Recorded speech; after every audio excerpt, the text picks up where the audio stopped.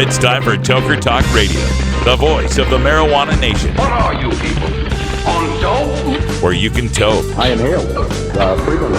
Or you can talk. I experimented with marijuana and didn't inhale. Or you can toke and talk. 10 federal criminal penalties for possession of up to 1 ounce of marijuana. While we talk about toke on Toker Talk Radio. So, by the way, when it comes to pot, if you're 40 years old, you live in a log cabin in Oregon, you got 12 giant pot plants in your backyard, have a ball. Live from beautiful Portland, Oregon at Rolla J Studios.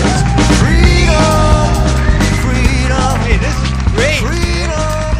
Just not cannabis. Plus your calls live at 971-533-7111. They're walking on their pants with their cap on backwards, listening to Enema Man and Snoopy Poop Dog. What's to keep somebody from getting all potted up on weed and then getting behind the wheel? Gag weight theory doesn't work. It's a reality. Holland, is it real? Don't tease me. We're locking up people that take a couple of puffs of marijuana, and the next thing you know, they got 10 years. And now, here's your host, the guru of ganja graphics, the sultan of sativa statistics, and the worst nightmare of a reefer mad prohibitionist. A polite, perspicacious, productive pothead with a propensity for PowerPoint. Radical Russ Belville. All right, welcome back, everybody. Hour 2, Toker Talk Radio on the air, live from beautiful legal Portland, Oregon. CannabisRadio.com. Sorry for the volume there, getting things adjusted here in the studio. Seemed like that was a little hot.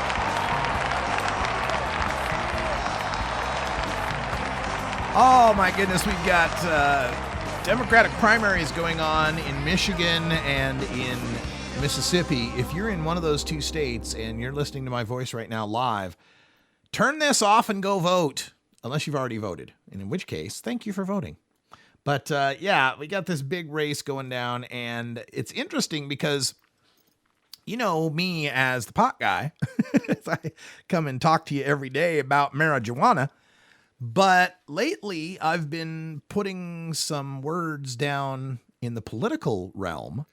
Online, I'm a blogger at Huffington Post, and my last 3 or 4 posts have been purely political posts, nothing to do with marijuana aside from tangentially referencing Hillary and Bernie's stances on marijuana.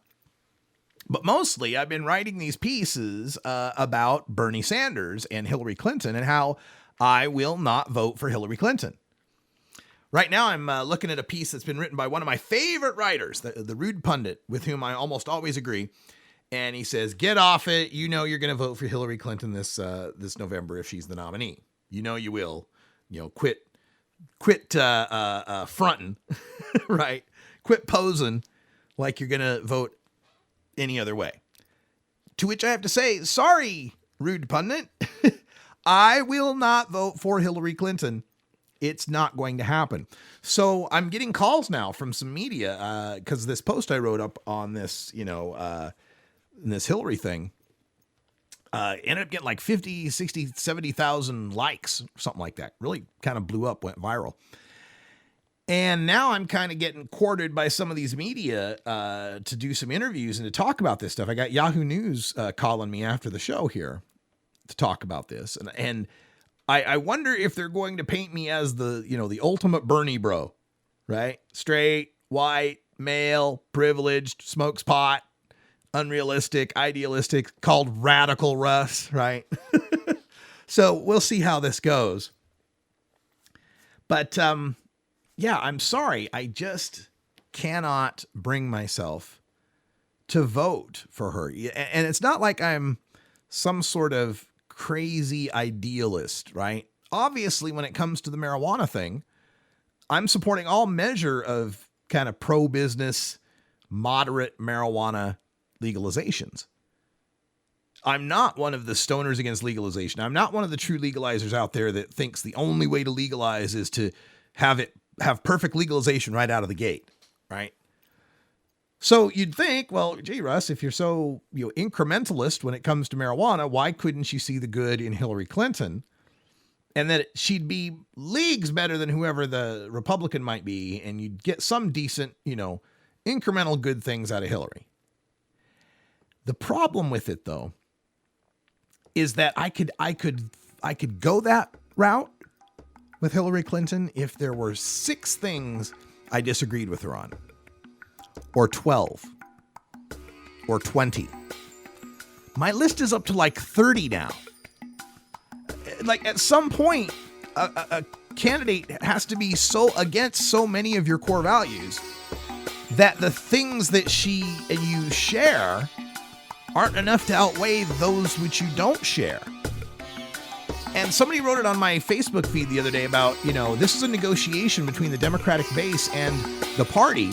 And in a negotiation, if you're not willing to walk away, you have no bargaining power.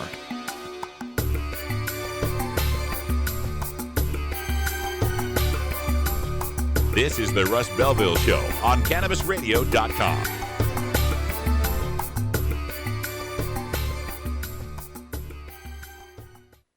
Great websites today need expert web design and development and need to be e-commerce ready and mobile friendly. But building a marketable and profitable website can be an uphill climb. Ready to make your new website or replace your existing website? Think Orange as the new way to get in the black. Orange Hill Development works with Fortune 500 companies and offer the same top quality development service at a fraction of what other providers charge. Brands like Absolute, Carlsberg, and Nestea trust Orange Hill Development. Find out why you should trust your website with Orange Hill.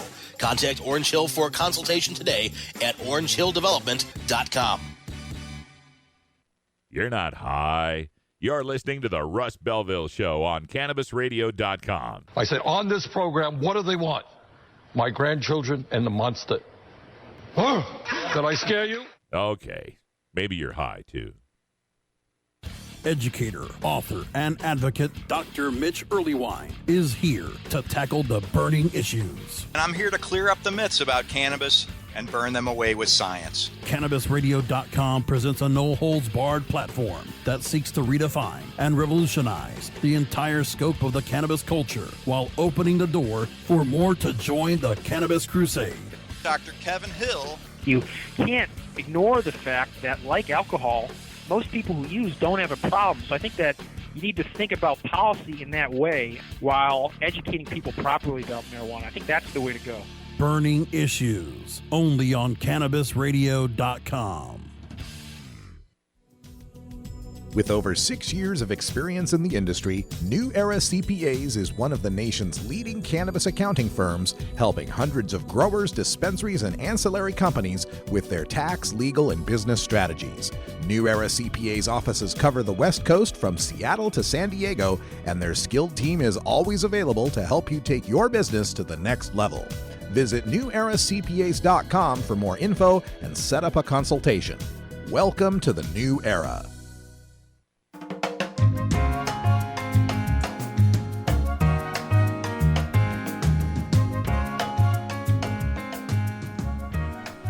Hello, Mr. Man. Hi. I'm working. I'm sorry. No food till this is done. This is the Russ Belville Show on CannabisRadio.com. Welcome back. I hope you'll indulge me just a little bit longer as I unpack some of this political stuff on this Primary Tuesday in Michigan and Mississippi. And if you're new to the show, let me just let you know, Hour 1, the Russ Belville Show, is the all marijuana show. You listen to Hour 1, you're going to get all the marijuana news and opinion and analysis and all that. Hour 2 is Toker Talk Radio, and that means it's a talk radio show by, for, and about tokers. Doesn't necessarily mean we'll always be talking about marijuana. I think it's important that we have these discussions about politics aside from just the marijuana involved in them. Like, what are the political leanings of the cannabis community, even on issues outside of cannabis? And I think these are great discussions. So in this discussion of Bernie and Hillary, and I was talking about how I'm kind of getting pegged as this Bernie bro, and I'm part of this Bernie or bust movement that says we will not vote for Hillary Clinton. I'm reading this piece by the Rude Pundit, who makes the very common argument that people like me are children who, if we don't get our way, we're just going to stomp our feet, take our ball, and go home. And that the responsible moral thing to do is that even if you don't like Hillary Clinton, you have to hate Trump or Cruz, And so you have a moral obligation to vote for Hillary, lest Trump or Cruz get in and destroy the country. And this is the big problem I have with that line of thinking. And I understand it because I've made these arguments in the past, but I think the times have changed and that argument doesn't hold as much weight anymore. First of all, if somebody tells me that, well, if you don't vote for Hillary, you're responsible for all the evil that befalls the world under a President Trump, I have to ask those Hillary Clinton supporters if they've washed their hands of the hundreds of thousands of dead Iraqis yet that are the beneficiaries of her vote to let George W. Bush go to war. I wonder if the civilians that have been killed in Honduras because of her actions as Secretary of State in helping a coup there, are they responsible for those as well? How about the people in Libya and the terrible thing? So, if I'm responsible for the terrible shit that happens under Trump, then the people supporting Hillary have a whole lot of stuff they're already responsible for that I won't vote for and I won't vote to continue. And this supposed horror that we'll have under a President Trump, when it comes to foreign intervention, military intervention, I actually trust him more than I trust Hillary Clinton. I actually trust that Donald Trump would be less interventionist. He'll talk tough. He'll posture. I just don't see it. I don't see this horror. And the other horror is supposed to be the Supreme Court, right? My God, if you don't vote for Hillary, you're letting Trump or, God worse, Cruz get in there. And you know what? I'll tell you what, folks. If Cruz gets the nomination, all bets are off. I might even hold my nose for Hillary Clinton against. Cruz scares me far more than Donald Trump does. Donald Trump doesn't believe the shit that's coming out of his mouth. Donald Trump doesn't know jack about governing.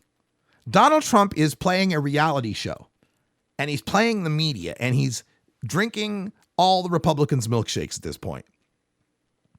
But to him, it's just, another show. It's another game. It's another deal. He knows we're not going to deport 11 million people. It's just physically not possible. It's logistically not possible. It's economically not desirable. Donald Trump's a business guy. He's in the hotel and casino business. Businesses that thrive off of undocumented labor. I mean, come on. But Cruz believes that stuff. Cruz's dad, have you ever followed any of the Rafael Cruz stuff? I mean, these are like your fire-breathing, apocalyptic, full Bible-toting wackaloons. So if it's Ted Cruz, then yeah, maybe I can change my mind. But if it's Hillary Clinton and Donald Trump, I don't fear Donald Trump. Donald Trump's been going to bat for Planned Parenthood lately. Not the abortion part, but hey, women get a lot of their health care done there. He's defended it a couple times. I think Donald Trump would be surprisingly moderate in his social policies. Now, he'd be a pro-business whore as far as electing some sort of Supreme Court judge that would expand Citizens United or give corporations more benefits. But how are you going to guarantee me Hillary Clinton's not going to nominate someone like that? I mean, given how close she is in bed with the financial industries and all of that. So this idea that, we're just going to shut up and take it and vote for Hillary also ignores another thing. And that is, what do you really think the problem is?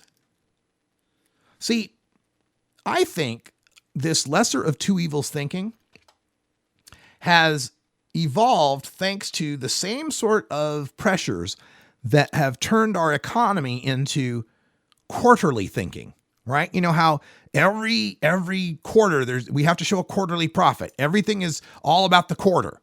There's no long-term thinking in corporations anymore, right? It's all short-term gain. We got to make that quarterly profit.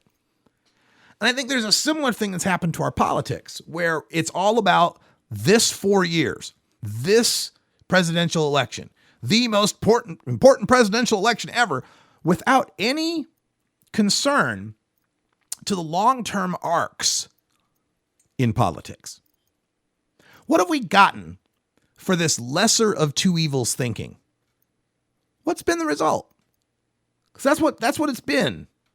It's not been so much vote for our guy. It's been vote to keep the other guy out because the other guy is so much worse. What has been the result of that? Well, the result is the party that used to be the party of Lincoln and Teddy Roosevelt and Dwight Eisenhower, progressive Republicans. Teddy Roosevelt even started a progressive party when the Republicans wouldn't move forward. These kind of guys, Teddy Roosevelt starting national parks. Hell, you had Eisenhower warning against the military-industrial complex and doing the interstate highway plan. Hell, Nixon created the EPA. We've got that Republican Party has now sold its soul as of the 1980s and the moral majority and Jerry Falwell and Ronald Reagan and all that, sold its soul to evangelicals and the most racist, nativist losers in the country. That Southern strategy, playing dog whistle to racism. They've moved so far to the right, you can't even see them anymore. Teddy Roosevelt and Dwight Eisenhower wouldn't even recognize them as Republicans. They'd recognize them as fascists. And so to be the lesser evil to that, since the Republican Party went ahead and kept listening to the worst elements of its base and kept making these Faustian bargains between its corporate wing, its evangelical wing, and its nativist racist wing, they've moved so far to the right that in response, the Democrats didn't move farther to the left. They found they could slip to the right. They could keep slipping right. That's where the money is. We can go. And as politics, of course, became more beholden to money, there was a natural gravity. There was a natural pull.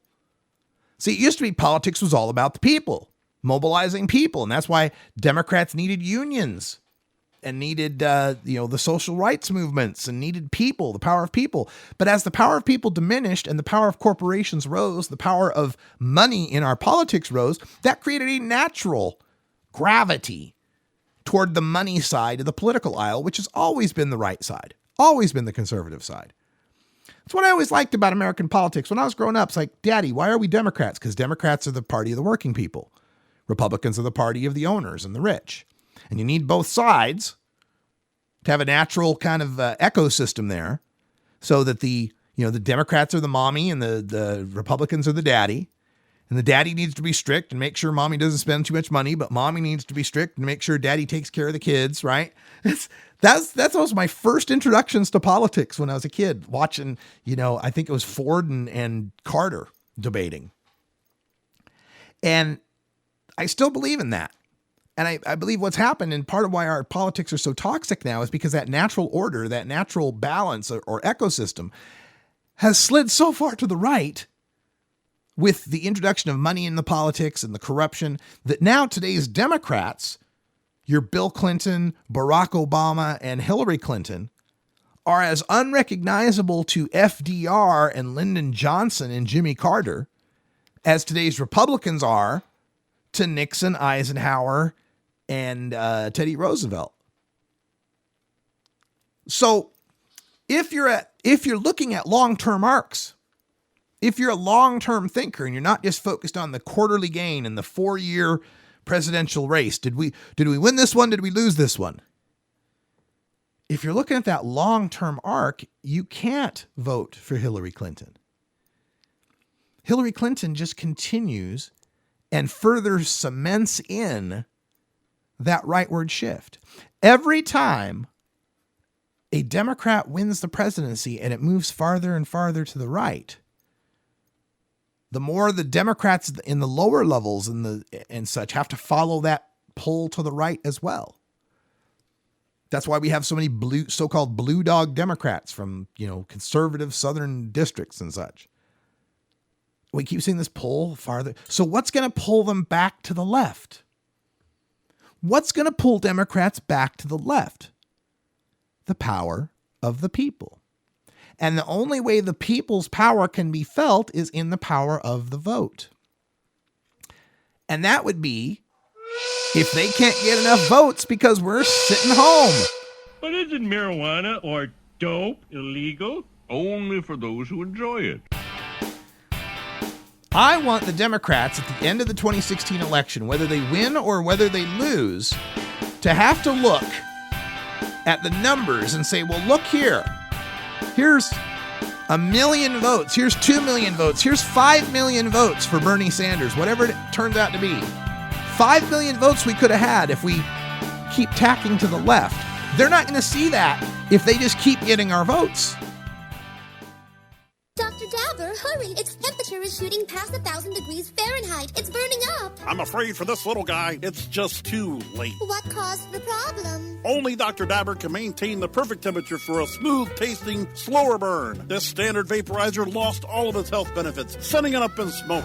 So you're telling me that most vapor pens burn so hot they produce smoke, not vapor? Correct. Keep away from those standard vaporizer pens and turn to Dr. Dabber. Doctor's orders. Less heat, more flavor. The Russ Belville Show on CannabisRadio.com, the National Wildlife Refuge for Marijuana Unicorns.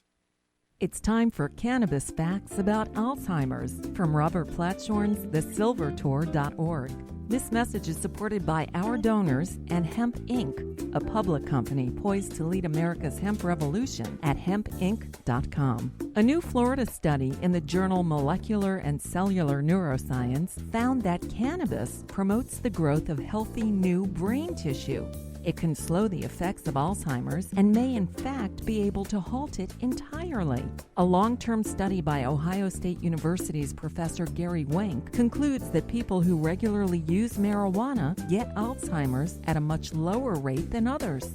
This was Cannabis Facts from thesilvertour.org, an educational nonprofit supported by our donors, and Hemp Inc., a public company poised to lead America's hemp revolution at hempinc.com. The Russ Belville Show is proudly sponsored by the Marijuana Business Association. The MJBA, called by NBC News the Cannabis Chamber of Commerce, is the fastest growing business association in the fastest growing industry in America. I've been working with the MJBA for years, and I personally invite you to join the MJBA. MJBA also publishes the popular MJ Headline News on Facebook and the MJNewsNetwork.com and Marijuana Channel 1 on YouTube. Visit mjba.net for more details.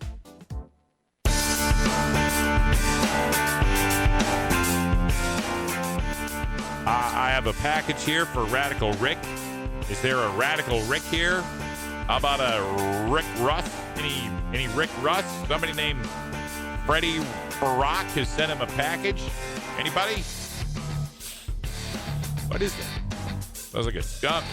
You're tuned into the Russ Belville Show, the voice of the marijuana nation, only on CannabisRadio.com.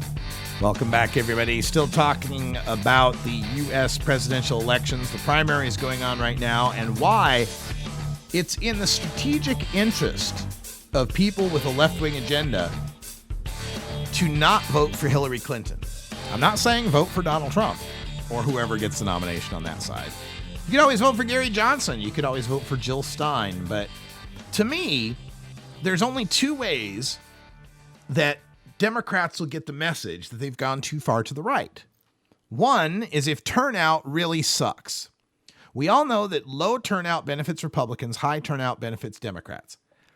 This year, they're going to have all sorts of crazy turnout if Donald Trump is the nominee, and it looks like he's going to be. Donald Trump so far in the primaries has been turning out unlikely voters. You know, when they do those polls and they say, among likely voters, blah, blah, blah, blah. Well, that's because about, what is it, a third of the people don't bother to even vote. Or is it 2/3? I forget. Don't even, well, 2/3 probably in the primaries. Don't even bother to vote because they don't care, because no one's talking to them, no one's representing them. They don't believe change is possible. They think the system's rigged. They think it's all bought and paid for, that if they don't have 2 commas in their bank account, nobody gives a shit what they think. And the science proves it. We've seen the social scientists prove this with studies that show that the values and ideals of the common people matter statistically zero to our elected officials, and the values and ideals of the wealthy elite make all the difference in the world. So when you're faced with a situation like that and you're told, well, if you're given Trump and Clinton, you just have to hold your nose and vote for Clinton, then what incentive does the Democratic Party have at all to move in any direction back toward where it used to be? If they can constantly, every 4 years, just come back and say, well, we supported fracking and warfare and spying and drone bombing and whatever else we could add into it. We don't want to break up the banks. We think single payer is not going to work. $15 an hour minimum wage is too high. We better not even try. They can do anything they want because they can always just fall back on, well, what are you going to do? Vote for the racist, homophobe, misogynist? Sorry, I want more. Sorry that I want more from my leaders than just, well, you can't vote for the other guys because they're terrible. Why don't you guys try being good? It's just become, this is, I don't know how many presidential elections I've lived through now. I'm 48, so a few. And it's just getting to the point where year after year, election after election, being told that we have to choose between one candidate who's bending over backwards to put business in front of people and another candidate that's bending over backwards to put business in front of people and crucify people who are gay or have abortions or have dark skin. Like, no matter what the choice is, I have to choose someone who chooses business over people. That's the choices now. No matter what, you get someone who chooses business over people. And I just can't take that anymore. And the only long-term solution I can see is a abandoning by liberals and progressives of the Democratic Party. Now, should it go over to the Green Party or to the Libertarian Party or whatever? I don't know. All I do know is that lesser of two evils has gotten us where we're at. Lesser of two evils has slid this party from FDR to LBJ to Jimmy Carter to Bill Clinton to Barack Obama to Hillary Clinton. A pro-war, anti-labor, anti-environment candidate representing the left. And at some point, we on the left just have to say enough. Sorry. You want to be the center party? Great. Be the center party. Be the center-right party. That's fine. That's not the party for me. And our votes are out here. If someone would like to form a progressive party, our votes are here. Unfortunately, under our winner-take-all system, rather than having a parliamentary system, with our winner-take-all system, it will always be two parties. It doesn't, the labels may change though. So what would have to happen is this progressive party would have to form, and it would have to significantly outperform the Democratic Party. And unfortunately, the Democratic and Republican parties have already rigged the system so against third parties with all their ballot requirements and signature requirements and the ways they stage debates and so forth, that the deck is already stacked against this. Trying to change the rigged system itself is rigged. And so it gives us even less to want to go for. And to me, I took a lot from Sarah Silverman. She was on Bill Maher's show this weekend. And she explained how she was a Hillary girl. And she was all about Hillary. She's all supporting Hillary, right? Because she figured, well, it was like when they had steroids in baseball. Everybody took them. So the people that didn't take them had to take them because everybody was taking them. And that's just the way baseball was played. Everybody was on steroids. So to complain that your guy was on steroids was irrelevant because everybody's on steroids. So you pick the guy you like. And that was her analogy for picking Hillary Clinton was, well, you know, she takes all this corporate cash, she takes all this Wall Street cash, but so does Barack Obama. So does every politician. So that's the way the game's played. So at least I like her stand on this, that, and the other thing. And then she says, and then along comes a guy who's not on steroids. And that's exactly it. It's the rigged system, stupid. It's, and I'll tell you, I don't know that I'd be so Bernie bro this election if it weren't for Barack Obama in 2008.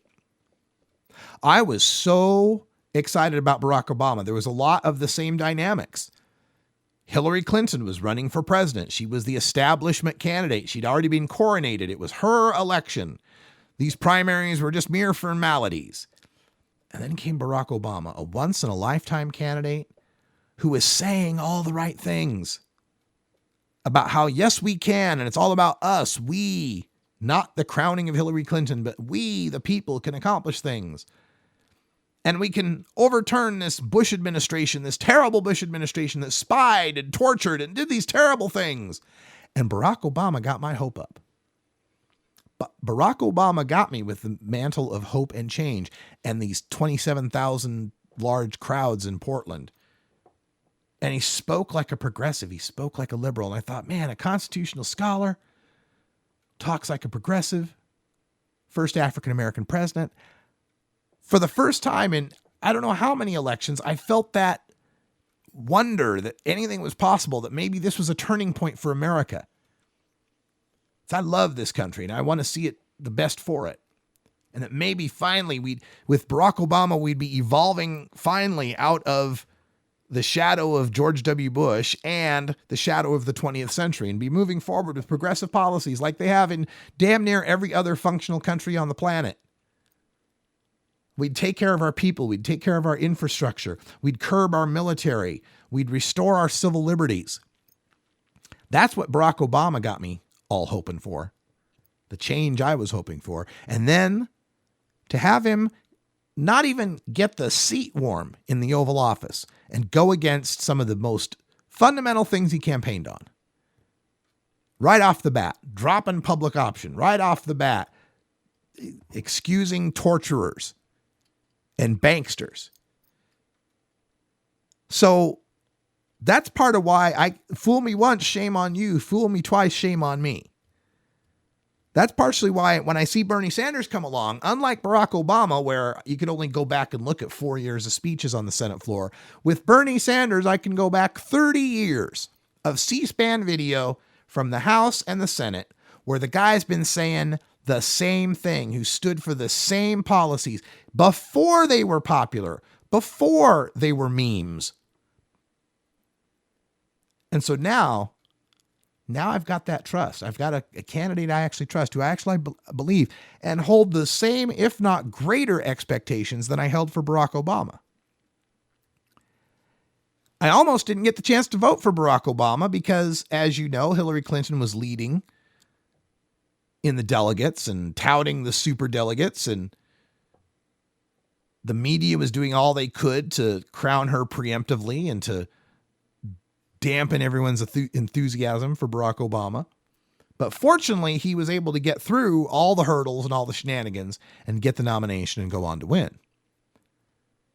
Debbie Wasserman Schultz and the Democratic establishment figured that out. They learned their lesson from 2008, and they worked to, again, rig the system as best they could by having as few debates as possible, by scheduling them on Saturday and Sunday nights against football games, to do everything they could to sandbag Sanders' campaign so that Hillary could it's finally her turn, and she could finally make history by becoming the first woman president.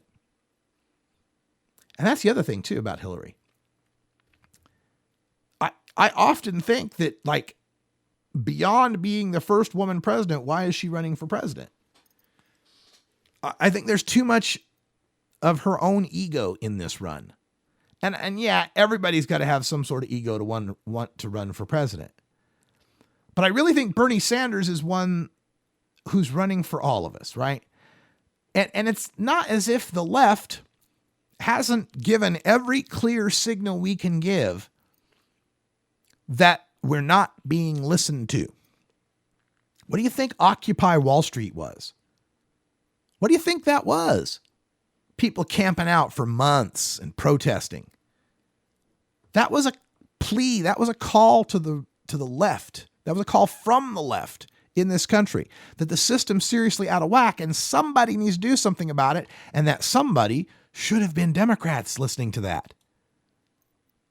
That was our movement. That was our gathering to try to express our displeasure, and no one listened. Why? Because they don't have commas. Not enough commas in Occupy Wall Street. We don't have no money. Why bother listening to us? We don't write campaign checks. It was Black Lives Matter. It is Black Lives Matter. Another plaintive call from the left, from the disenfranchised, from the dispossessed, from the downtrodden. You know, the people Democrats are supposed to represent. So I kind of laugh at these Democratic establishment types that are like, oh, I can't believe this burning your bus thing. How terrible. You're all acting like children, stomping and wanting to take your toys and go home. Yeah, we are throwing a temper tantrum because it seems to be the only way we get noticed. Apparently sleeping in the parks and marching in the streets and signing all of those open for questions and change.gov petitions in the hundreds of thousands don't seem to accomplish anything. Oh, I love getting riled up about politics, folks. I'll tell you what, though. When we come back, let's talk about some weed. What do you say? That's enough about politics. Let's talk about the weed when I come back. You're listening to the Russ Belville Show, Toker Talk Radio, on CannabisRadio.com, live from Portland, Oregon.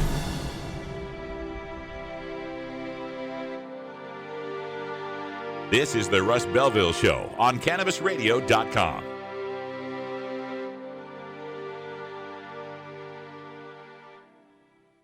The next generation of vaporizers has arrived. Vuber vaporizers are blazing the way with unparalleled technology for oil, concentrate, or dry flower pens. Providing unsurpassed customer service and expert craftsmanship, Vuber vaporizers use cutting-edge technology, providing a power-packed, smoother vapor with a lifetime guarantee. Experience vaporizing the way it was meant to be. The Vuber way.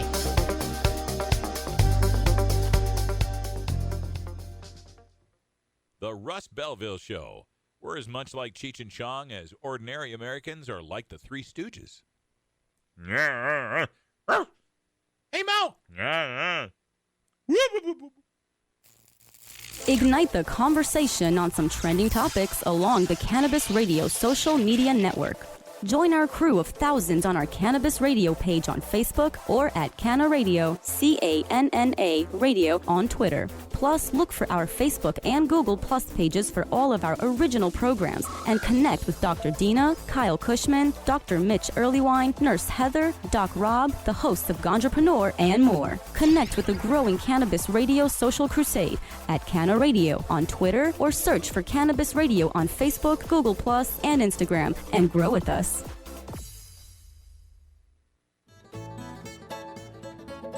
Are you playing an acoustic guitar but want to be louder without an amp? Try a resonator guitar. The fingerboard extension has National Resophonic and other resonators, square necks and round necks. Stop by the fingerboard extension downtown Corvallis at 120 Northwest 2nd Street today, or check out its inventory on the web at fingerboardextension.com. Go wild hog in the woods.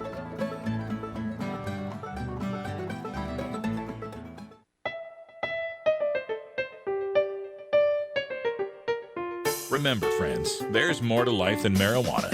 I just can't remember what it is. Why'd I come in here? This is the Russ Belville Show on CannabisRadio.com. Welcome back, everyone. 39 after the hour here. Reminding you that CannabisRadio.com is the new home of the Tommy Chong podcast. Episode 2 debuts on the live stream at 6 p.m. Pacific time tomorrow. Also available via iTunes and Stitcher. So we got some interesting miscellaneous marijuana news to cover here, and this first one comes from the website inverse.com. An interesting story about an analysis of over 10,000 descriptions of personal testimonies on drug use, more than 10,000, hundreds of thousands, of people that write their drug experiences on the website Arrowid. Now, if you don't know Arrowid, Erowid, Arrowid, you should check it out. It's an online drug encyclopedia, and like everything you ever want to know about any sort of drug is, recreational drug, basically. They like to think of them as entheogenics, right? The substances that, alter us, basically.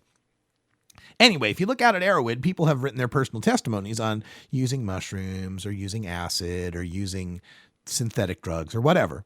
So a team at Project Youth, a group called Project Youth at University of Amsterdam, cataloged all these people's stories. And what they did is they took out the stories that only mentioned one drug and instead concentrated on people's testimonies that had mentions of more than one drug involved. And what they found is that cannabis goes with everything. Because apparently everybody who's a fan of other types of drugs also like cannabis. So it's an interesting study where they found that people, since 2011, people taking cocaine have been much more likely to supplement their high with ecstasy than cannabis. The psychedelic 25I-NBOME, which hit the scene in 2010, is second most popular among amphetamine users. So there are some exceptions, but cannabis remains strongly preferred among those taking salvia and eating magic mushrooms. And it also looks at new designer drugs. It looks at some legal things like oxycodone and Prozac and so forth. But it finds that marijuana is the one, it's an appetite, like they're calling it an appetizer drug, that it just goes well with people that like any sort of drug experience, and might explain that marijuana isn't a gateway drug. It's more of a corridor drug. It's the connection between different drugs. Now that sounds scary because that would be, that would lead people toward that gateway drug analysis that, see, marijuana does lead to other drugs. I think it just is so natural and so a part of our bodily systems, the endocannabinoid system, that people that like to take drugs recognize this and just enjoy it. It'd be like saying, we found that among people that drink whiskey, people that drink beer, and people that drink absinthe, they all seem to like coffee. And people that overeat donuts and have sex addictions, and they all seem to like coffee too. Just because there's this commonality doesn't necessarily mean that there's any sort of relationship between the two. All right, let's take a look also at, this is a funny story coming out. We were just talking about the Democratic side on the primaries. Funny thing from the Republicans, John Kasich. You may recognize him as the sane one in the 4 Republicans that are remaining. And by that, it's a very low bar to clear. But John Kasich was on a radio station, WWJ in Detroit, and was asked whether he had ever smoked marijuana. And he said that he smoked marijuana when he was younger, but, quote, "What difference does it make?" End quote. And that just because he's running for president, he should not have to answer what he considers gotcha questions. And at some point in his campaign, he's going to stop answering questions that he feels are irrelevant. He added that he's opposed to legalizing the recreational use of marijuana at the federal level. Oh, okay. Whether or not you smoke pot is an irrelevant campaign question. It's a gotcha question. But you would want to keep criminalized what it is you did. And you don't think there's any relationship between those two things. You think that you smoked pot and you didn't get caught, and you went on to become the governor of Ohio, and you were a cabinet member in the federal government, or I don't know if he was on the cabinet, he worked with the Clinton administration. And those jobs likely wouldn't have come your way had you gotten caught and had a criminal record. But you don't think it's appropriate to ask you those questions. Yeah. Good enough for me, but not for thee. That's the typical line. It's not a gotcha question, John Kasich. You wouldn't be governor. You wouldn't be running for president if you'd gotten caught and had a criminal record. And it's even less of a gotcha question now that states have legalized it. Right? We're not trying to trap you into proving that you're some sort of criminal. Oh, so that's the latest on the Republican side. Now, in some money news, this is interesting that in Aspen, Colorado, there were a few months in 2015 where marijuana sales in Aspen beat liquor sales. The 7 dispensaries in Aspen have sold more than $8.3 million of medical and recreational pot last year. These are some numbers. Now, whether or not pot exceeds alcohol sales isn't the indicator we need to be careful of. The indicator we need to watch is whether or not alcohol sales go down. Nothing about this report says that alcohol sales have gone down. In fact, people have shown in Colorado that the alcohol sales have remained relatively steady, even with the increase in marijuana use, the increase in marijuana sales.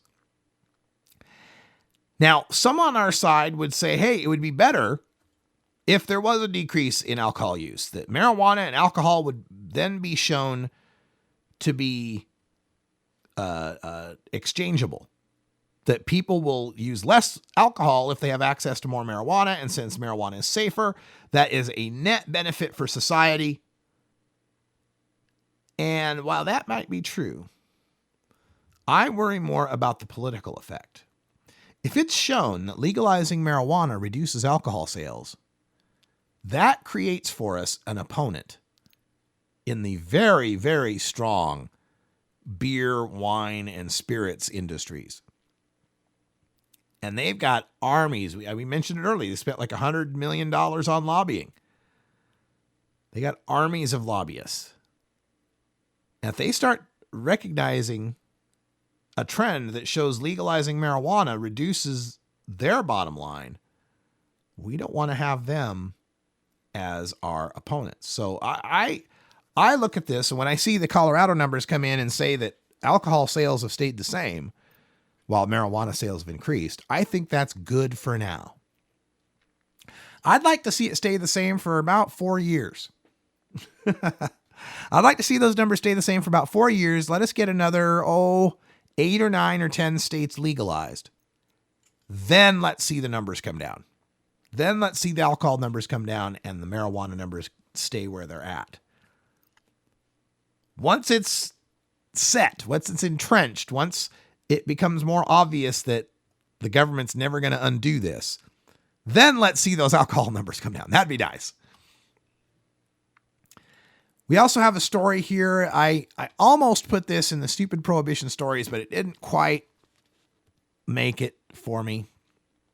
It's a story right here from Sheridan, Oregon, local story, of a 50-year-old woman who faces charges now, endangering the welfare of a minor, after allegedly losing track of a 4-year-old that she was babysitting. The sheriff's deputies were called to a house on Monday because the child was missing. The resident, her name is Jill, said she was babysitting for a friend and left the child alone watching a movie while she took a shower. When she came out of the shower, the child was gone. She searched in and around the house, but could not find the 4-year-old. So she calls 911, calls the cops. Cops come out. Cops come out. They find the kid in the living room hiding under a chair. It's like been in the house the whole time. But the deputies also found meth and drug paraphernalia and could smell burning marijuana. And Jill admitted she was smoking pot in the bathroom while the child was watching TV. So now she's charged with meth possession and endangering the welfare of a minor. That's a damn shame. You don't want to counsel people to not call the cops if a child goes missing. But you also have to counsel people that if you're using drugs, be extra careful. Check extra hard to find that kid before you call the cops over to catch you using drugs. Yeah, I didn't know how to put a stupid prohibition story frame on this one, especially since there is meth involved. Although I should make the point to people, and maybe this is a good way to end this segment, is that just like we shouldn't make enemies out of the alcohol industry, we also shouldn't demonize people that use other drugs. I know our drug is far safer than meth and heroin and cocaine and all that. But keep in mind that most of the people that use those drugs also do not have a problem with those drugs, just like most pot smokers do not have a problem with pot. Now, it's a different kind of most. According to National Institutes of Drug Abuse, 9% of cannabis smokers develop an unhealthy dependence. 9%, 1 out of 11. Well, that means 10 out of 11 don't, right? 91% of us do just fine. Well, the numbers for cocaine are about 83%. About 83% of the people that use cocaine do not develop an unhealthy relationship with it. Even heroin, like meth is like 22%, 23%. So it's like meth, 3/4 of the people that use meth don't develop an unhealthy relationship with it. Even heroin, the most addictive of them all, one of the most destructive. 2/3 of the people that use heroin do not develop an unhealthy problem with it. And 70% of the people who use alcohol don't have a problem with it either. So we have to be careful because we are inundated, and we should know better, but we're inundated by propaganda that fills our head even as pot smokers with this idea that people that use the other drugs are depraved, vampiric, evil, untrustworthy. Those things can be true in cases. Hell, I've told you all my history with meth back in the 90s. I've seen and experienced some pretty shady shit. But I also have very dear friends, people who I was cranking with back in the 90s, who are still very dear friends of mine who don't use anymore, had their time with meth and quit, and are perfectly fine and contributing to society. So be careful who you judge for what drug they're using. There, but for the grace of God, goes you.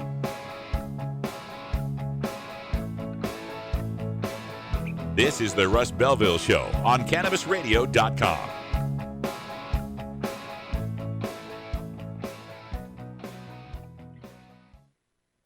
Ganjapreneur.com, your guide to the cannabis business world. Ganjapreneur.com is a comprehensive resource for cannabis professionals and entrepreneurs. Download the Ganjapreneur app on your smartphone or tablet to catch up on cannabis industry news, scroll through our daily job listings, and learn about successful cannabis companies, executives, and investors. Ganjapreneur.com, helping Ganjapreneurs grow. The Russ Belville Show, where the truth about marijuana gets more than a minute to speak. Hey, this is Willie Nelson for Normal. And I smoke pot and I like it a lot. I learned a long time ago that marijuana is a lot safer than alcohol. There's nothing wrong with the responsible use of marijuana by adults. It's time we stopped arresting and started respecting those who smoke marijuana responsibly. To learn what you can do to help, contact Normal at norml.org or call toll-free 888-67-NORMAL. Coming soon to a city near you, Cannabis Finance Boot Camp. Get all your cannabis accounting, legal, and compliance questions answered by their knowledgeable panel of industry experts who want to help your cannabis boom. Whether you're a grower, dispensary operator, or a newcomer to the field, your cannabis needs Cannabis Finance Boot Camp.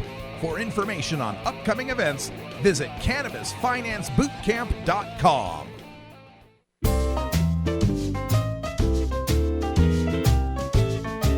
Pod 2.0. It's not your father's Woodstock weed.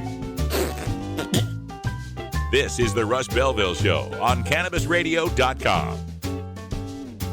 Welcome back, everybody. Just a few minutes here before we wind things up on our live show here on CannabisRadio.com. But reminding you, got some great shows coming up for the rest of this week. On Thursday, we do our regular Cops Say Legalized Drugs segment. We'll have a member of Law Enforcement Against Prohibition discussing their frontline experience in the war on drugs and why that informs their opinion now that all drugs should be legalized.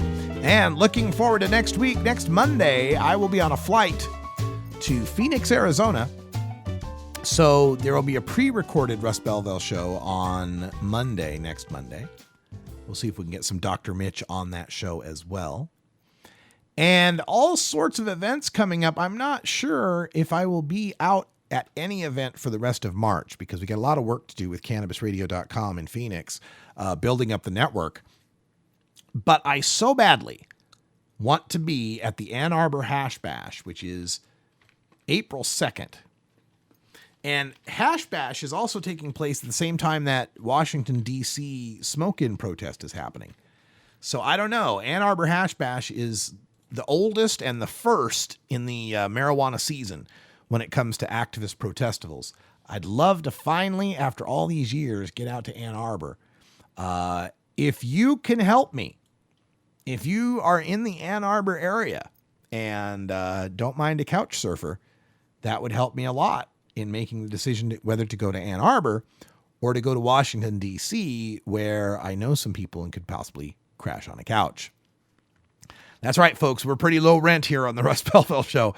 We are low cost and very efficient, traveling with a couple of carry-on bags and sleeping on couches so that we can continue to bring you coverage of the emerging marijuana movement, medical marijuana research, the recreational marijuana industry. You stick with me, you're going to learn more about marijuana and the people involved with it than you ever thought you could know. We're going to go from coast to coast all the rest of this year. I've already got events lined up for New York and Baltimore, Washington, D.C., Orlando, Florida. Looks like we'll be back in Ohio. Going to march with my friends in Fort Worth, Texas, come this May. And, of course, all over the West Coast, from Seattle all the way down, well, maybe San Diego. I don't know if we'll get that far, but at least down to Los Angeles or San Bernardino, one or the other. Nevada, Arizona, of course, with its voting on marijuana legalization. I'm Radical Russ everywhere. You can find me on all the social media. If it's got a username, I'm Radical Russ on it. Also, RadicalRuss.com is my website, which I haven't updated in a while. Need to get some updates up there. And you can always email me, radicalruss@gmail.com. For everyone here at Rolla J Studios in beautiful legal Portland, Oregon, and my friends at CannabisRadio.com, I'm Radical Russ. And until next time, take care of each other, tokers. This is the Russ Belville Show. The Russ Belville Show is blogging and podcasting daily at RadicalRuss.com. You take a seed, you plant it, you grow it, you dry it, you roll it, you smoke it. You take a seed, you plant it, you grow it, you dry it, you roll it, you smoke it. You take a seed, you plant it, you grow